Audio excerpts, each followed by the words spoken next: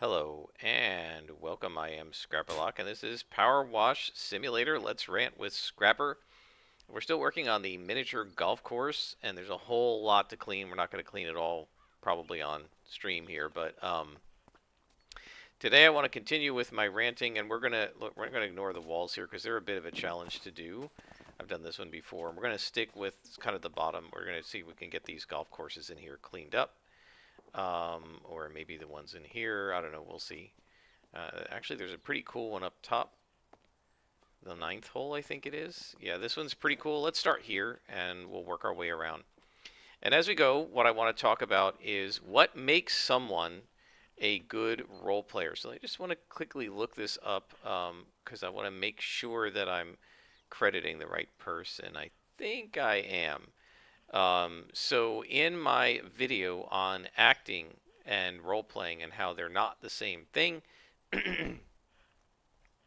RB, who has commented, and thank you very much, RB, on a number of my videos, was talking about how to become good at a thing, right? We often try to practice things. What did RB said? Skills that are adjacent to the thing rather than the thing itself. So the example was, weight training to improve your golf swing. It might help the muscles, but the only way to improve your golf swing is to improve your golf swing, to go out and practice golf. And RB then said, really, the only way to improve your role playing isn't to take improv classes or acting classes, but to role play, and you'll get better at it. But this begs the question, and so does the idea of taking improv classes to become a better role player. What do we mean by being a better role player? Like, what does it mean to be a good role player?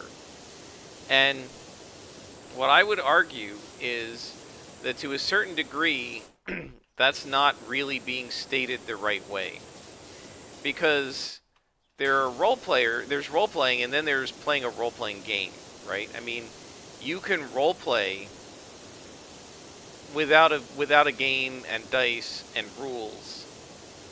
And I mean, the most obvious example of this is when you have a couple and they're engaged in some kind of amorous, romantic interaction, and they do some role playing, right? Pretend you're a lonely nurse, or pretend you're a stewardess, or what do they say in the Big Bang Theory? Sometimes we pretend he's the patient and I'm his doctor, and the naughty part is I'm not in his HMO. You know what I mean? That's role playing, but it's not a role playing game, right? And so what I'm going to be talking about isn't what makes you good at sort of playing roles like that, but what makes you a good player at a role playing game table, whether it's a virtual one or an in-person one. What makes you a good player at the table of role playing games? What makes you a good role playing gamer? And I think that this is to some degree related to this issue of whether becoming a better improv actor or something would make you a better D&D player. It might make you a better role player of playing roles, right? Like in a relationship, or just let's pretend with your little nephews or something like that. But it's not necessarily going to make you better at a role-playing game that has rules and dice and other players and quests and things like that.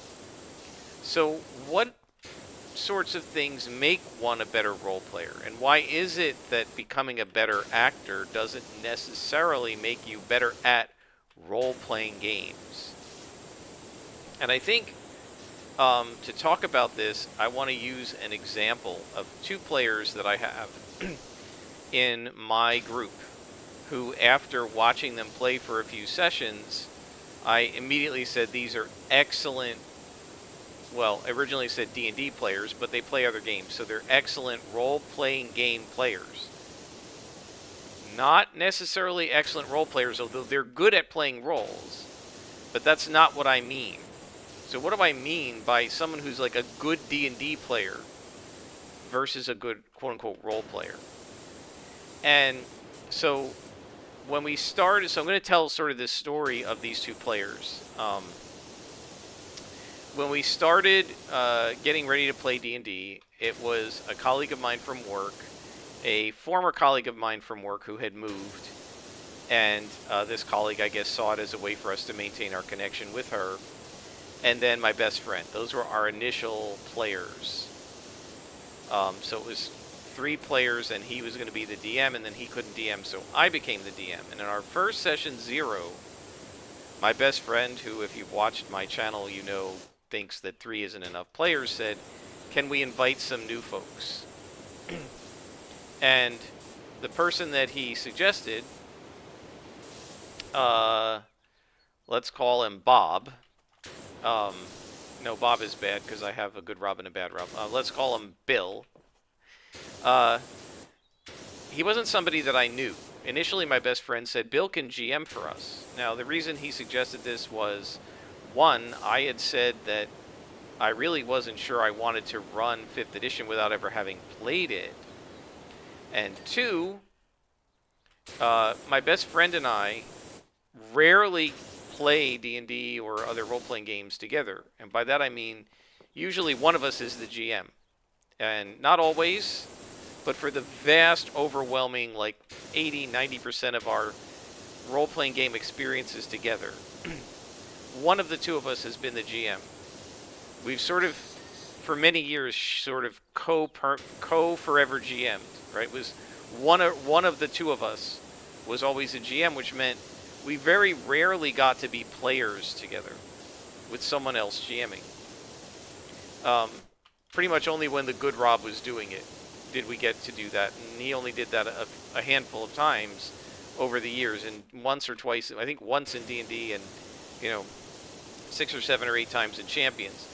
And so he really wanted to play with me and not have one of us be the GM. And so he said this guy Bill could be the GM. Well, I was concerned about that because I didn't know Bill, and I wasn't sure I wanted to give Bill the GMing reins without really knowing him at all. My best friend was like, look, he's good, you can trust me, you can trust him. But I said, look, let me do it since I know everybody, but Bill, and like, after we get to know Bill, maybe Bill can GM, and Bill has. He did the Wildmount game that I've mentioned on this channel before in a couple of years later. So we then had like essentially a second session 0, because in the first session 0 they chose kind of which campaign they wanted to do, and this is where they decided on Rome. And then in the second, then I said, okay, I have more stuff to prep. I had showed them some initial drafts of ideas, the gods and stuff like that, and a map that I had started working on but wasn't finished yet. And I said, this is what I'm thinking. And they were like, yes, this is cool. We want to play this. Okay. Bill was not part of that discussion. But when we had our second session 0, he joined us. And he then said, well, I would have picked that too because it's cool and I like Rome. And I have some cool ideas. And so this is where we talked about our character ideas and what class everybody was going to play. And we had sort of our real true session 0 where I asked them, for things like what they wanted out of a campaign and what their favorite thing to do in D&D was and all of that kind of stuff. So let me just check. I just want to check and make sure the volume is okay here. It looks like it's okay. So he joined us. He seemed pretty nice that session. And then we began playing a couple weeks later. And within like 2 or 3 sessions, I immediately was saying to myself, this guy is an excellent player. Now, he was really good at role-playing his character. But what I meant by that was he was very cooperative and very focused on making sure that everything was fun for the group, right? He was, and I've said this before, this is what makes you a good role player. He was a good steward of everybody else's fun. And he has been ever since, right? He wants to make sure everybody's having fun and he is conscious of it, and he's perfectly willing to do stuff with his character that maybe won't be optimal, but will be fun for the group to see him do. And he gets everybody laughing, and we have a great time, right? He increases the amount of fun at the table. That is a good role player. And I'm not talking about comedy, right? We talked about comedy versus humor, right? There's some humor and stuff in what he does sometimes, because he does have a good sense of humor, but what he's mostly doing is making sure that everybody at the table has fun. So to give you an example from much later that I've used before, there was a moment when the players were trying to convince the new girl who had never played D&D before, and although she played a ranger, she really didn't use spells that much, and she had never used a concentration spell and didn't know how they worked. They were going up against a blue dragon. They knew it was going to be a tough fight, and the players wanted to min-max a little bit and put Hold Monster onto a ring of spell storing and then have the ranger cast it as a concentration spell so that the sorcerer, who is the one who can actually cast Hold Monster, could cast a different concentration spell. What he wanted to cast was Animate Objects. So he wanted both of them effective at the same time, but you kind of can't do that in D&D because you can only concentrate on one spell at a time. So there was this long discussion about it, and the new girls sort of in character was having our character object to this and not want to do it. And finally, this guy, Bill, stopped and said, wait a minute, is this just an in-character thing? Are you just role-playing? Or are you telling us that you, the player, do not want to do this concentration mechanic? And she said, I'm telling you that I, the player, I don't want to do the concentration mechanic. I don't know how it works, and I really don't want to learn how it works in the middle of a fight with a dragon. Now, I think my best friend probably wanted to roll his eyes at that point because, like, he's a sorcerer. He does it all the time. It's not that hard. But she didn't feel comfortable with it. And so this is what I mean by being an excellent D&D player, right? He picked up, I didn't notice it, right? As a GM, I should have. But while they were talking about what they were going to do, I knew it didn't matter whether they had the Hold Monster or not because the dragon had legendary saves, and I'll just use a legendary save. But while they were talking what they wanted to do, I was sort of trying to prep the map for what they were saying, how they were saying they were going to go in, so that I was ready, right? I was trying to sort of quickly get everything ready to go for them to walk into the dragon lair where they were trying to attack. It was mostly ready, but I was making sure everything was right. And they were on another map, so I had to load it into Foundry and then make sure the walls were correct and all the other stuff you have to do as you're kind of managing things as a game master. And so I was listening to the conversation, but I did not pick up that she, as a player, was uncomfortable. And he did, right? So that is someone who is a good role player, right? They're picking up on the concerns of the other players, and they're trying to figure out how can we best work with each other to allay these issues and still all have fun, right? And one of the other players immediately said, well, that's okay, I'll do it. I'll take the ring. I don't have a concentration spell I need in this battle, so I'll do it. Right? And we just moved on, right? And it was fine. And they threw the spell, it failed. I didn't even need the legendary save. The dragon just rolled a save and saved, right? But they wanted to try it, and she didn't want to do it, and so somebody else took over. That's being good players, right? You're sensing the discomfort of another player, and you cooperate, and you work with that other person so they're not uncomfortable, right? And again, that's not the only thing that makes you a good role-playing game player, but that's a really important part of it. Another aspect, so one aspect is being a steward of other people's fun by, monitoring the situation at the table and making sure that you're not doing anything that's going to make the other people uncomfortable or unhappy or unable to have fun in some way, right? You should always be making sure that what you're doing isn't trampling the fun of somebody else, right? And if you get the sense that it might be, you ask or you back off or something, right? But you don't just keep trampling on the fun of other people, right? So that's one thing, and I think the most important thing that makes you a good player is that you're bringing up the fun quotient at the table with the stuff that you're doing. You're helping it so that everybody has fun. You're being cooperative, you're working with each other, and so on. I would say another example of being a good player, another thing you need to be a good role-playing game player, is that you don't cheat, right? And we've talked about before how, having your character do things that it shouldn't be able to do. Asking the GM to let you do things that the GM shouldn't let you do, just to see if you can get away with it. It's basically cheating at the game. And a good player doesn't do that, right? A good player, again, is not selfish. And trying to cheat, not taking your endurance off in Champions when you're supposed to, or fudging the dice and not letting the GM see it, like the one guy described that I was friends with, where he was fudging it when they were playing online and the GM didn't stop it. Or Luke Hart giving the example of the guy building like towers and fortresses of books and stuff around his dice tray so that Luke couldn't see what he was rolling, and then he never rolled like below a 16, and the players eventually caught on, right? That's cheating. Not taking your endurance off in Champions like the one guy did with us is cheating.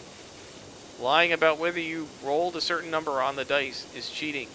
Lying about how many spells you have, how many spell slots you have is cheating. Good role players don't do it. Now, I'm not talking about mistakes, right? We all do that. Oh, I forgot to take off these spell slots. We're not talking about mistakes. We're not talking about errors. Errors happen. Everybody does it. I do it as a GM. I make mistakes all the time. As a GM, you make more mistakes than the players because you have more things to do than the players, so there are more opportunities to make mistakes, right? That's fine. Those are honest mistakes. I'm talking about deliberate cheating when you have somebody who is purposely not reporting the numbers on the dice correctly, purposely not taking off hit points, purposely lying about what their armor class is or something. There was one guy who was saying he had a player who was lying about the damage type of his spells to try and do extra damage to a monster, or looking up the stats of the monster surreptitiously on D&D Beyond while you guys are playing, so you figure out what the weakness of the monster is, and then you use that weakness and pretend like your character would know it. Right? That sort of stuff is all basically cheating, and you shouldn't do it, and good role-playing game players do not. Right? So again, this is where role-playing versus being a role-playing gamer are different. Right? There's no cheating in boyfriend-girlfriend role-play when you're on a date or something, right? I mean, in the game sense, there are no game rules. You don't have hit points and stats, right? But in a role-playing game, you do have hit points and stats, and your character needs to follow those rules, unless your table has agreed to ignore them, right? Now, if your table says we're not going to pay attention to the rules, that's different. But if you have a table that said we're going to follow the rules, and you agree to follow the rules and then you don't, that's cheating, right? So, good players are focused on the fun of other people, not just themselves, and therefore they steward each other's fun, they kind of shepherd each other's fun, and as part of that, they don't cheat, because cheating is an act of selfishness and not cooperation. Right, so being a good player of a role-playing game means being unselfish and recognizing that your enjoyment will actually be higher if you're not selfish. And it's really counterintuitive to people who've never done it, who've never really played role-playing games. It's counterintuitive, right? The assumption that you always make is if you could just have what you want, sort of everything you want when you want it, you'll just be happy, right? And that one of the reasons people are selfish, just as a general proposition, is they think if they can get what they want, they'll be happy, and so they try to get it, right? But in a role-playing game, and maybe that's true in some contexts. I would argue it probably rarely is. But in a role-playing game, the nature of the game is such that you being selfish will destroy the game, right? It will make the whole game worse for everybody, including yourself. Your act of selfishness isn't going in the long term, isn't going to make you happier, right? It might for a moment, right? It does in this battle because my character didn't go unconscious and I get to play him more, right? Because I cheated on his stun or whatever, how many wounds he has in Savage Worlds, right? Or I pretended, as my mother would say, accidentally on purpose forgot that my character has a level of fatigue, so I hit instead of I missed. And it's more fun to hit than to miss, so I had more fun in this moment. Maybe. But in the long run, you're going to have less total fun because the group won't be having as much fun. Right? We've talked about this before. You make the GM's life difficult or miserable, the GM might stop playing, stop running the game, and then you're not going to have any fun at all. Your game is dead. How are you going to have fun cheating at D&D if you can't even play D&D? Right? Or cheating at Champions if you can't even play Champions. So, in this very, I don't know, ironic or counterintuitive way, the reality is that the more selfless you are in a role-playing game, the more fun you will have as a group. My group loves playing together, and we have a huge amount of fun with each other. And we play whenever we can, any opportunity we can together. Yes, there are lots of times when we have to cancel if we're going on trips and stuff like that. But whenever, as long as we can do it, we absolutely do. And we even, for the second player, who's also as good as this first person, the first person I mentioned, and I'm going to mention her shortly, I guess now.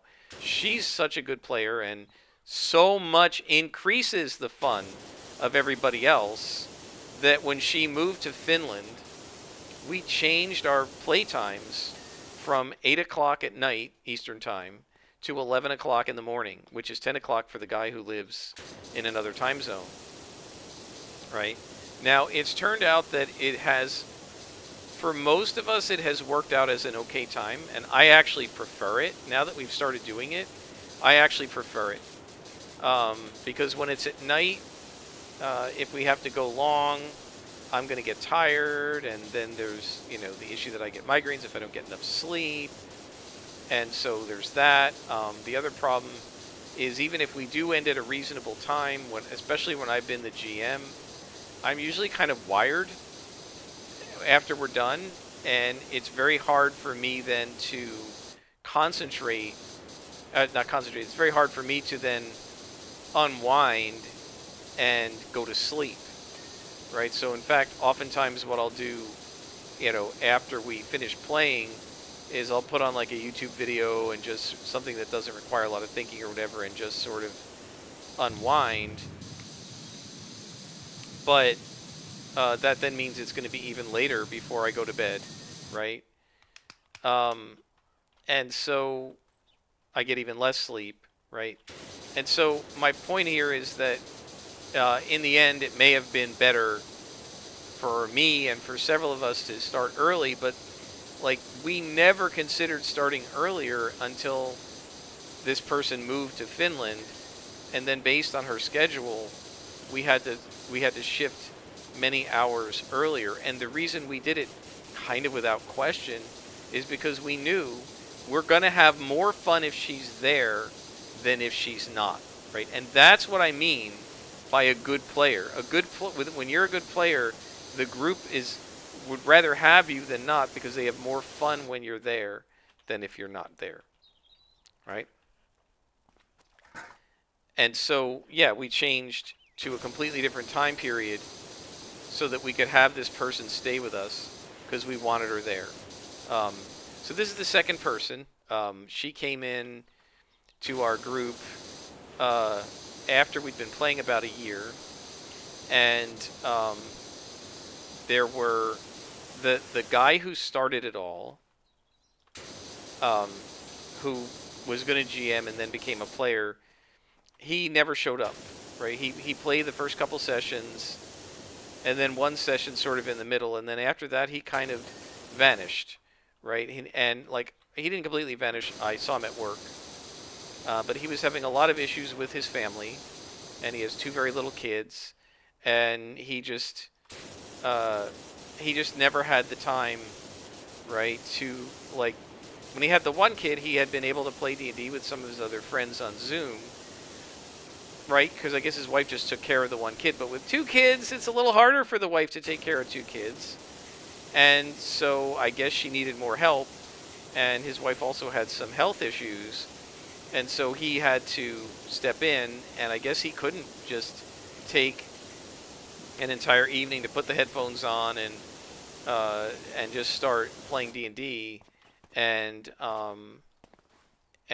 not help his wife with the little ones. And um, so because he never joined us, my best friend was like, we're still down to 3 players and it's not as much fun for me, and I'd like another player. Can we get somebody else?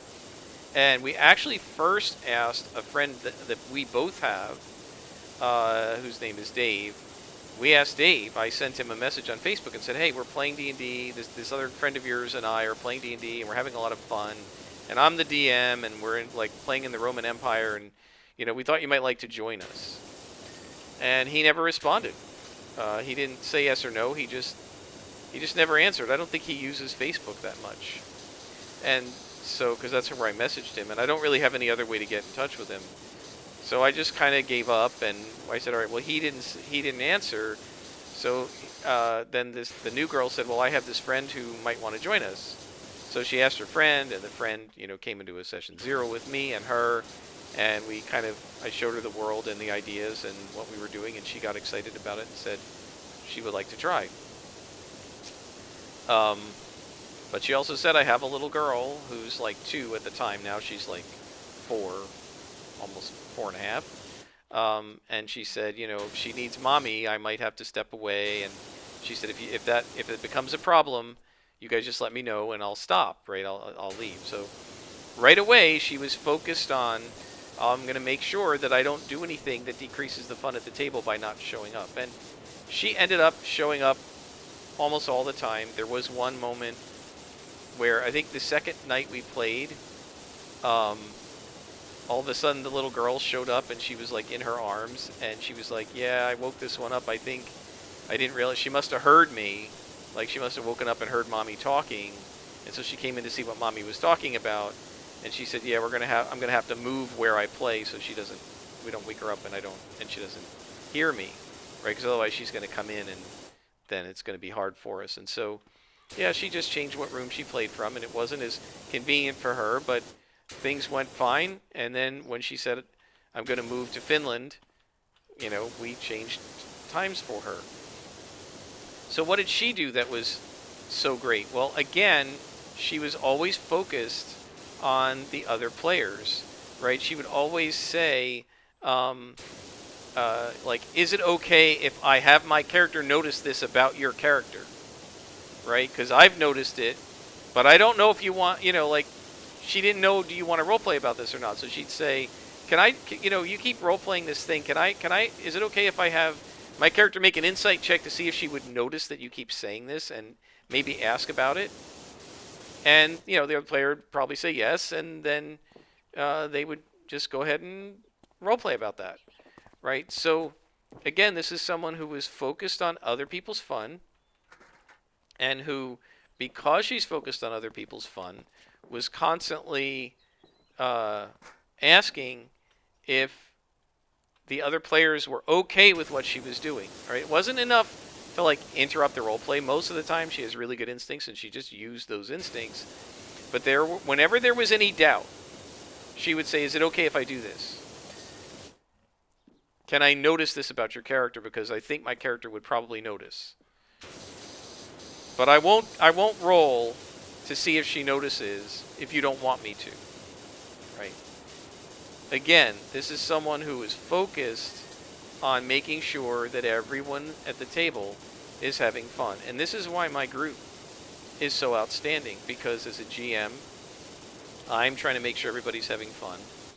But also as players, they're trying to make sure that each other is having fun, and they're trying to make sure that they're not stepping on anybody's toes, right? Um, they also try to make sure that they're not screwing anything up for me, right? So like if they don't go into an area, right, that I maybe they think I thought they were going to explore, they'll stop and say, hey, like, are we screwing things up by not going into this dungeon? And I always say, no, don't worry about it. Do what you want. It's fine. I remember the Bill, this guy, saying at one point to me, look, I know the sandbox where the players can go and do whatever they want is the ideal, but I'm perfectly happy to play in a fun railroad if it's easier for you to do, right? Do what's easier for you. When we had done Candlekeep, and we were supposed to do that until October, when the girl who's now in Finland was going to Finland to see if she wanted to move there and try it out. She was coming back in October, and we were supposed to go back to Rome when she came back. That was the decision. And then my best friend sort of on his own decided that he wanted us to stay in Candlekeep longer because we hadn't accomplished what he was hoping, which was to get another friend of his to stay with us and keep playing, and he didn't think that was going to happen, and it never did, but he thought he needed more time, and he said he wanted us to stay in Candlekeep. I said, well, we should ask the other players, and when we asked the other players, both Bill and the girl in Finland said, you DMs do whatever's best for you. Like if Scrapper, if you still need a break, keep taking the break, and the other guy, if you, Scrapper's best friend, if you want to stop doing Candlekeep and Scrapper wants to do Rome, then you guys can do Rome. You're the DMs, do whatever works for you, and we'll just go along with it, right? And so, again, these are two players who are very focused on helping everyone at the table have fun. And because of that, we have an awesome group, and we always have a blast, right? Because everybody's trying to help everybody else have fun, and nobody's trying to step on anybody else's toes. We just finished our Coffin Rock adventure, and my best friend wasn't there, but the others played it, and then when we were done, we just had to talk about, like, what do we want to do next, and that sort of thing. And we were talking about Deadlands and the setting, and whether we want to, play Savage Worlds in that setting. And the one guy, Bill, said, I really like the Deadlands setting, and I said, there are some things that are problematic about it because it does deal with a period of history that there's some sort of romantic elements to, right, the Wild West, but there are also some pretty ugly elements to it, sort of politically, socially, culturally, in terms of history. There are some things that were happening that maybe today we don't necessarily condone, and it's sort of hard to have the Wild West without having any of that happen, but you can kind of downplay some of it, right? And so we were talking about that in the setting, and what he said he said, I've always liked this setting, but he said, but I think a big aspect of my ability to enjoy it is, like, I was willing to try it because of this group, right? He said, I don't know if I would want to play it with strangers because I don't know how they would be, right? But he was fairly confident that our group wouldn't do anything that was going to upset anyone, and that if we saw we were doing something that was upsetting someone, we would stop, right? I mean, it's not possible to always avoid upsetting people, right? Because somebody might get upset by something that you didn't realize was going to bother them, right? But in our group, we know that as soon as somebody says, look, this bothers me, we stop. And sometimes, like with the new girl and the concentration spell, they don't even have to say it, right? The other players are alert and aware enough of what's going on that they're going to monitor each other's reactions, and if they see somebody acting upset, they'll note it and they'll stop and say, okay, wait a minute, let's not upset this person, right? And so that's the kind of group you want to play with, and that's what makes you a good role player. Notice I didn't say anything about voices. Nobody does I mean, the one Bill does sometimes do accents, but nobody really, and in the Deadlands game, we're all kind of doing the sort of like the pseudo southern western accent, you know. what do y'all think you're doing here? I ain't doing this, and using that kind of Wild West slang. Yeah, we all try to do that a little bit. We hammed it up a little bit. That's part of the fun of role playing, but that's not what made them good role players. Hamming it up and doing accents didn't make them good role players, but rather cueing off each other, watching what each other's doing, accepting each other's ideas, and going with it. That's what makes them good players, right? Letting bad stuff happen to their characters, knowing that they can trust each other and they can trust me, not to make it mean and miserable for them, but that having bad stuff can often be a lot of fun. I was just watching uh, the Wildcards ETU third episode of the first season, and toward the end of the episode, spoiler alert if you haven't watched it, they're at a frat party and the police come, and two of the players are in the yard and they run out the back, and there's like a gate, and the one guy who's a martial artist kicks the gate open and they get out, and the other two were inside and they run out to the backyard, and they say, can we see this opening and get out, right? The players were aware, but their characters weren't, and the GM said make a notice roll. And the one player failed the notice roll and didn't see it, right? And Megan's character, Adelaide, who has the loyal hindrance, had succeeded, so she got it like a success with a raise. So the GM said, yep, Adelaide sees the exit. It's right in front of you. Are you going to go through? And then the other guy failed, and she just Megan just had this huge smile on her face, and she shook her head, and she's like, I can't. She's loyal. She's not going to leave him. Right? He's her friend. She's not going to, right? And her character doesn't really have a lot of friends, or isn't used to having a lot of friends, because she's a little weird, and I guess people didn't really like her a lot in high school. And now she has these 3 friends that she's doing all this stuff with. Guy friends, by the way, which her roommate pointed out. And she's like, Adelaide's never had anything like this. She's going to be super loyal to them. And so she just was smiling and laughing, right? And then there was another moment where, oh gosh, I can't remember what she was trying to do, and she critically failed it, right? They were doing research, because they had seen somebody in the frat party who, when they asked about him, they were told, what are you talking about? This guy died. And so they're trying to find out, did he really die, or was it a hazing that was happening, right? So they did a research roll, and Dom's character Ron was assisting. So one they both had good research, and they could either make independent rolls or one could help the other. So Dom said, I'll help her, because that's like her thing, and he's good at it, but research is really her thing, and she has like bonuses to library research because of her.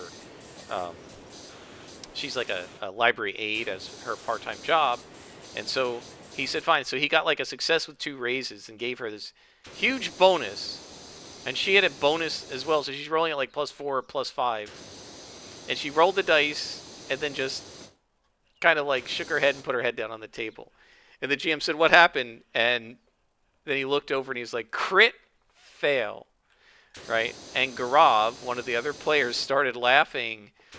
And he said, I know it's probably weird to say this, but the crit fail rule is my favorite thing about this game, because Savage Worlds had just put out the new edition, which had changed the rules to say you cannot use bennies or anything else to re-roll a critical failure.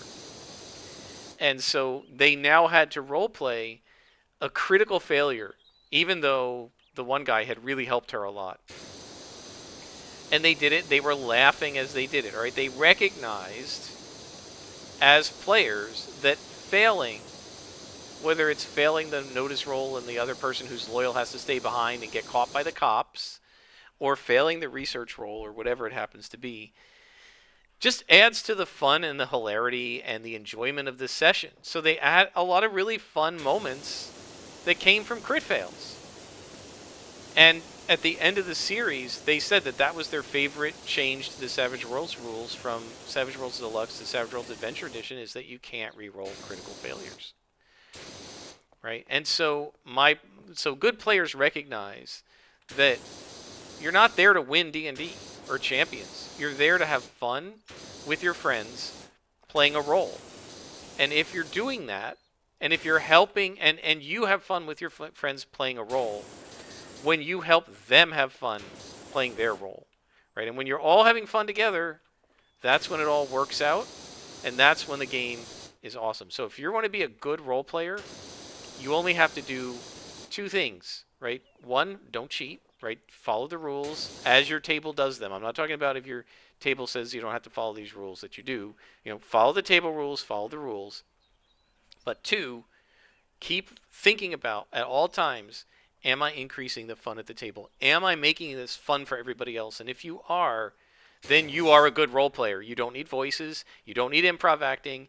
You don't need anything. You don't really even need to know details about the rules as long as you know how to play your character, right? And you're not constantly asking, how do I play my character? As long as you know how your character works, you don't need to know how all the other rules work. You don't need to be an expert in the rules. The GM can take care of that. You just play your character as honestly and forthrightly as you can. Have your character do what it would do, but never in a way that's going to upset the other players or lower their fun. You're always, always looking to find a way to contribute to the fun and enjoyment of the players at the table. And if you're doing that, well, A, you won't cheat. You don't even need to think about that. And B, you will be enhancing the experience for everybody. And what's great about my group is we're all doing that.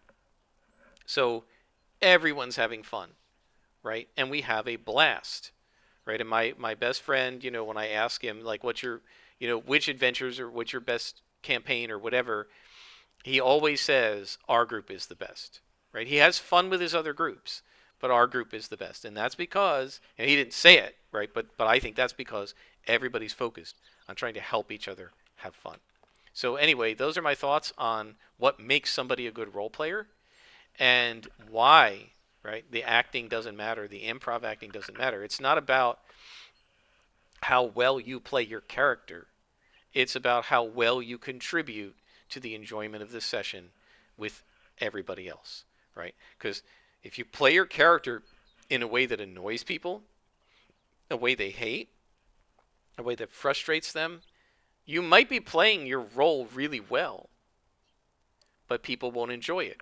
Suppose you play a character that's doing things that are upsetting someone because you're doing something that might offend them. Like suppose you come up with the idea of making up a KKK member in a Savage Worlds game. Your character in ETU is a white supremacist and they're a KKK member, and you role play that character really, really well. You might offend an awful lot of people at the table, right? Because it's just not an enjoyable thing to role play. Now, there may be some groups who would be okay with that, and that's up to your group. But I think the vast, vast majority of people wouldn't be okay with every single week coming and sitting down and role playing with someone who is doing an excellent, excellent job with voice acting and mannerisms and really getting into character of playing a racist. And you have to now deal with that every single week, right? And especially if your characters are a type of minority or a type of person that this guy is going to roleplay being bigoted against, right? That's not going to be fun for most people, right? You have to be a very special kind of person to go like, yeah, that's okay. You can be bigoted against my character. I don't care. It's fun. I mean, it might be fun if it's orcs and hobgoblins, but if it's real world groups, real world religions or beliefs or social classes or races, that's going to be very tough to role play and not upset people. And so it doesn't matter how good you are at playing that role. If you're lowering the fun at the table, if you're making people go, I don't even want to go today because of the way this guy role plays his awful character, then you're not being a good role playing gamer. Because good role playing gamers, people who are good at role playing games, are trying to increase the fun. A good role playing gamer would probably never make that character, or they would say, would it upset anybody if I make this character, right? Remember, I mentioned Not even that, just making up a lawful good monk who's honorable like Mr. Miyagi and won't attack from surprise, won't hit people from behind, won't flank, um, wants to fight honorably, doesn't want to double team things, wants to like solo them to prove his worth. Um, that could be very annoying to the party because it's going to be very suboptimal tactically from a party perspective.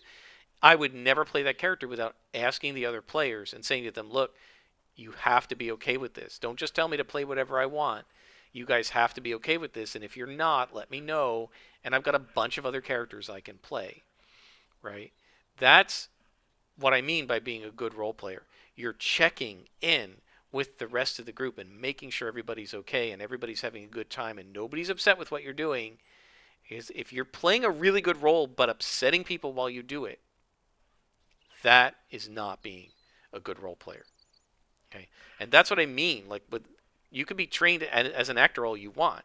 If you decide to go and role play Hitler, that's not going to make anybody happy at the table, right?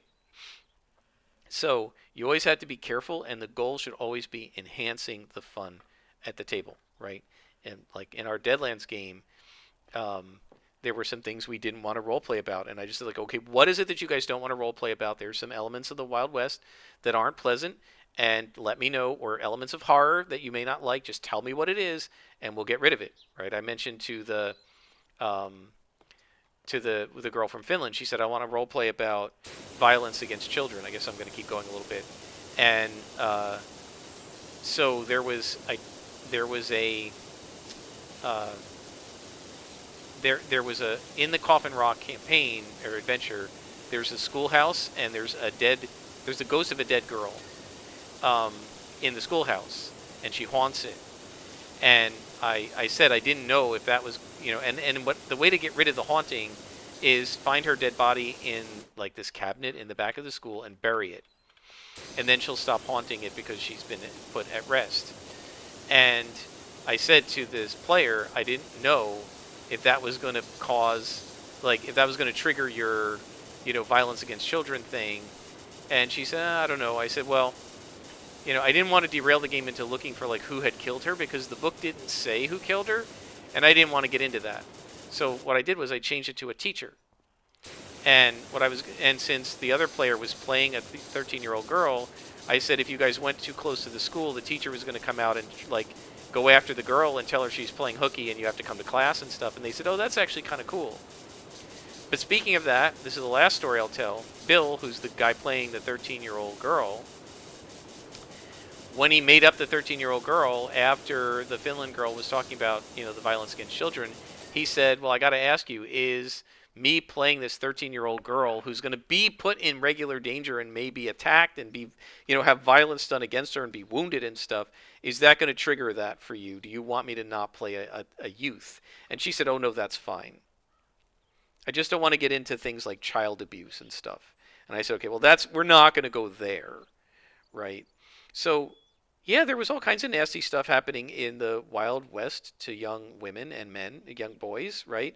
I mean, you could go read books like Lonesome Dove and Streets of Laredo, where like 10-year-old girls can be attacked and 12-year-olds can be married off.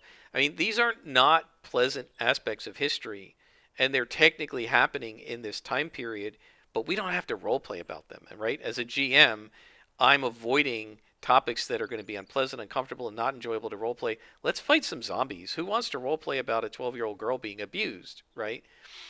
And similarly, as a player, if you're roleplaying a character, you want to make sure you're not roleplaying things that are unpleasant. So, for example, this guy who's playing the 13-year-old girl, her parents are dead, right? And she's actually a ward of the character of the woman who said, I don't want to roleplay about violence against children, right?